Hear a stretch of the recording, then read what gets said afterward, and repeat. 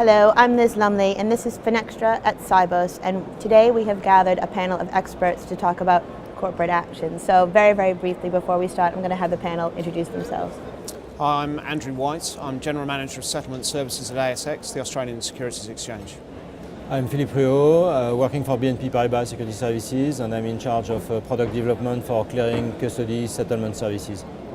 I'm Hervé Valentin from Swift. I work in the Securities Markets Department in marketing, heading Securities Market at large. You know, as I mentioned, we're not only talking about corporate actions, we're talking about a survey that Swift did with CityIQ looking at this issue. So, you know, cost savings, of course, not surprisingly, came up top in the survey. You know, Philippe, I'm going to start with you with this. You know, what type of reductions are financial institutions really looking for? If you look at the context for custodian, we have a significant price pressure from our clients. I mean, we wanted to make as much economies as they can on the post-trading side.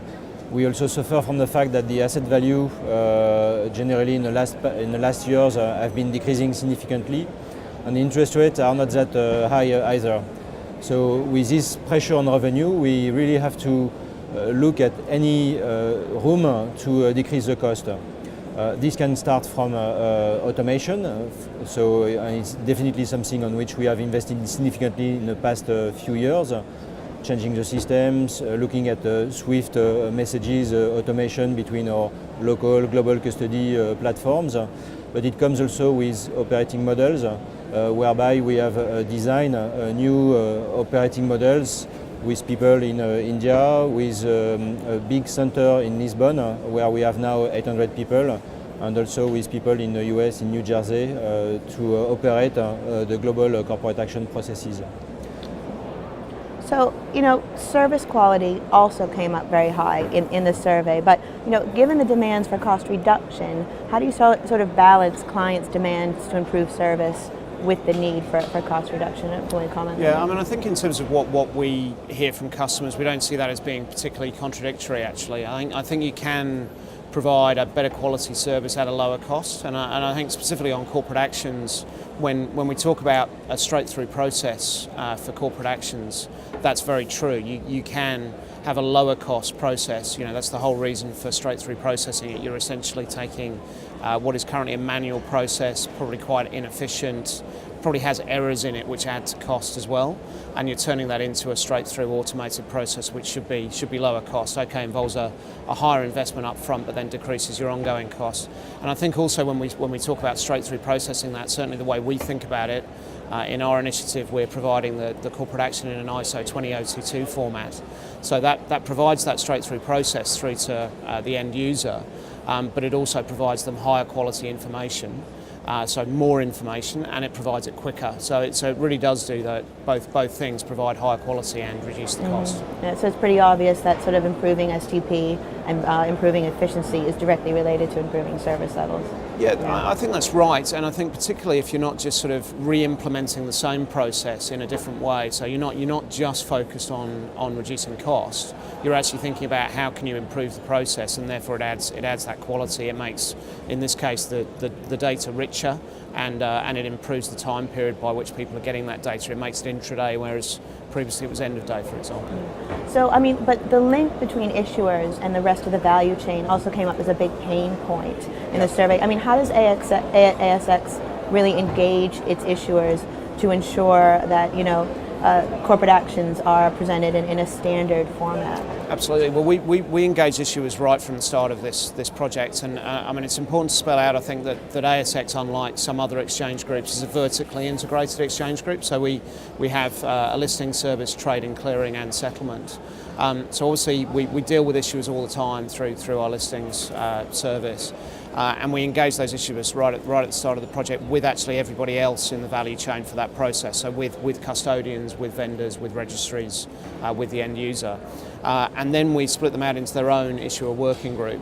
and really made sure that the process that we're implementing meets their needs on an ongoing basis. I think the other part of that is that because we're vertically integrated, we control our own listing rules. So part of that engagement with issuers was really providing the value proposition of what we're doing in terms of proving that it's a better process for them, so it cuts out error rates for them on the way in. The forms that they'll be using as part of the new process are self-validating, they're intelligent, so it's a much higher quality process for them. It also gives them a better outcome. If you think of the underlying economics of this, it's about capital raising or take-up of dividend reinvestment plans, those sorts of things.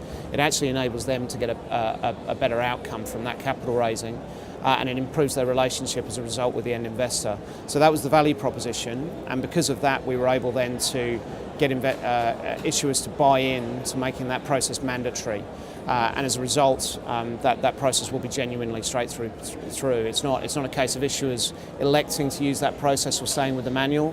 Because they can see the benefits, they're very happy to move to a mandatory new process. I believe you also engaged the regulatory community in this as well. How did you do that? Yep. So we spoke to regulators a lot. I mean, we obviously have to get regulatory sign-off of changes to our rules and so on. And I guess if I was to summarise where the regulators came at this from, obviously primary focus for them will be the end investor. What does it mean for mum and dad when they choose to buy a share or choose to take part in a dividend reinvestment plan? And so what we're able to show there is that the end investor actually gets information quicker, they get better information, so they're making better investment decisions. So that's key in engaging the regulators. And then the other question that the regulators had was really about the consultancy that we'd done with the whole of the industry. So had we spoken to them, had we collaborated with them, was there buy-in really through that flow from issuer, custodian, vendor, registry, etc. And so being able to demonstrate the work we'd done with them as part of the working group was key. So Hervé, I saw you nodding a bit to that. So in fact, well, from a Swiss perspective, I would say in terms of issuer automation, what we see is that definitely that remains very high, I would say, at the agenda of many people in the industry, specifically all those industry groups looking at corporate action automation. From a Swift standpoint, in fact, we have been involved in a number of projects, I would say beyond Australia. And what I would say from what we've seen so far is that yes, there is a willingness to automate, but definitely the path to get there really differs from one country to another one. So to be a little bit more specific, if you look at the US, there has been some projects to automate corporate actions with the issuers, leveraging XBRL as technology, I would say, so to structure and to structure the data from the issuers to the TCC. What we see in Europe, for instance, there I would say we really have a variety of tools ranging from Excel spreadsheet to a graphical user interface, which have been implemented in Italy, for instance. So definitely different solutions addressing, so I would say, probably the same needs, which is to allow, I would say, better structured data from the issuer in order to increase STP all over the corporate action chain. Yeah, so I mean, you mentioned Europe, so reluctantly we'll leave Australia and move into Europe and look at some of the market infrastructure projects like Target 2 Securities. You know, how will T2S really sort of impact corporate action? I would say originally for me T2S was definitely not targeting, I would say, more a standardization and harmonization in the corporate action area. No, in practice, I would say there are definitely two major impacts.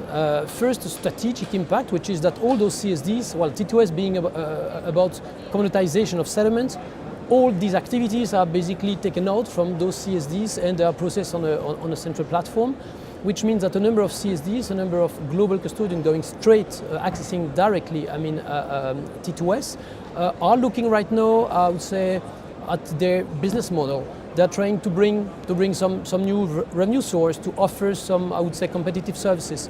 Corporate actions play a key role in that area, for sure. So that is one strategic, I would say, impact.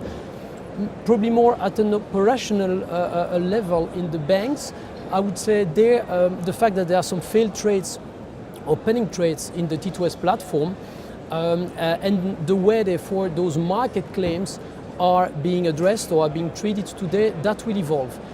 So in short, in the past, all those market claims were managed within the different entities within each single CSDs.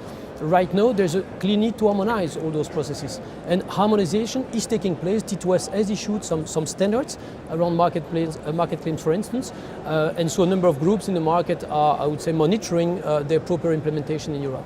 So yes, T2S definitely drives automation and harmonization at the end of the day. Yes, but of course T2S is aimed at the settlement side, but will it drive harmonization in the asset servicing side of this? So yes, T2S is mostly a settlement platform to which CSD will outsource their settlement process.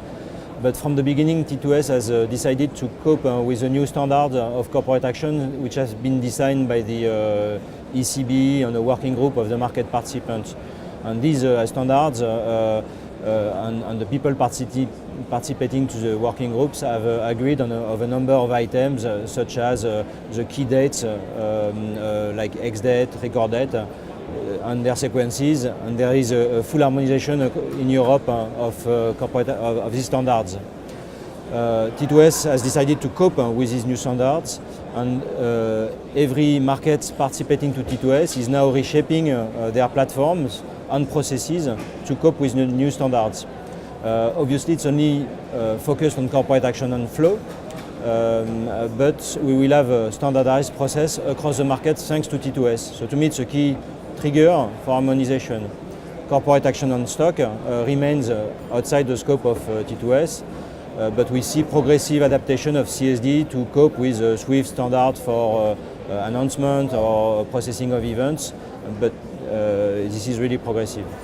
So, I'm moving away from harmonization to the dreaded word commoditization, and of course, settlements and reconciliation are increasingly becoming commoditized. So, what is the solution? Is the solution to corporate actions problems more collaboration? I don't know who wants to jump in on that first. Yeah, it's certainly the way we see it. As I said earlier, we had an active working group to start with across the whole industry, really from start to finish in terms of the corporate action process, and then we've followed that up with separate working groups with both the issuers and the end users, so the custodians, the registries, the vendors, and really made sure that all of this meets their needs. So I think collaboration within market is very important. I think also as we talk to our customers, what they want to see is that we're moving to a global standard which enables them and us to have global connectivity and really be world class in what we're doing. And I think that's really a good bit of forward thinking. When I think back to when we started on this project, there was a real decision between 15022 and 20022, but we were very cognizant that DTCC in the US had made a decision that they were going 20022. Australia made the decision that it was going 20022, and then that's been proven to be right by TSE and JASDAQ doing the same thing in Japan, SGX offering that in Singapore. So it's really trying to get to that global standard, and I think that's really what standards are all about, is trying to collaborate really across the market as a whole. Excellent. Yeah, so I'll end with you, Hervé. Why are corporate actions such an important area for SWIFT? So I would say, there are probably different angles. I could start with the first one, which is, so today SWIFT plays a key role in transporting cross-border operations for settlements. Massive volumes out there, and all those people, they do expect, so member of the cooperative, that SWIFT supports them as well for their asset servicing. So I would say that was by default, I would say we have to be present there. No, talking to our customers, especially those last years, we see that for more and more of them, corporate action is definitely a competitive differentiator. So it's a strategic, for many of them have some strategic ambitions in that area. So definitely it forces us, I would say, to go beyond probably what we were doing in the past and to support them more. If I may, I'd like just to refer to two interesting insights out of a survey we made last year with CTIQ, so a UK-based firm.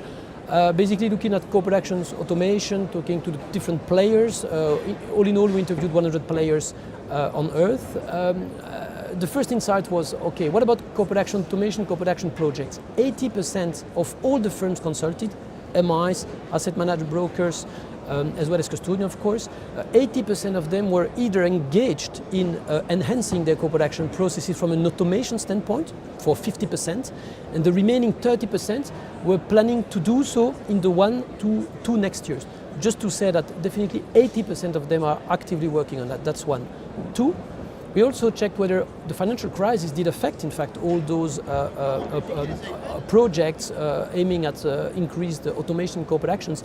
And all in all, the results were quite positive. So there has been some delay, but very few projects have been really stopped. So that proves that within those organizations, corporate actions, automation is definitely there and is a key area of focus. Reasons, well, quite clear, risk reduction, we discussed about that, and probably more than anything else, I would say no, acting as a competitive differentiator, so being able to provide better service to your customers.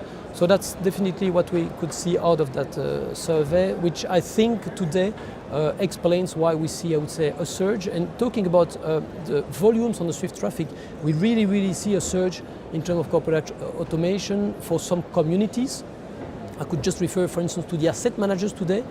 They experienced more than 26% increase in volume of corporate action messages. And we all know that there's no increase in the number of events of 26% increase. So it just proves that, I would say, automation is just gaining traction within those institutions. That's great. Thank you very much. Thank you. Thank you. Thank you.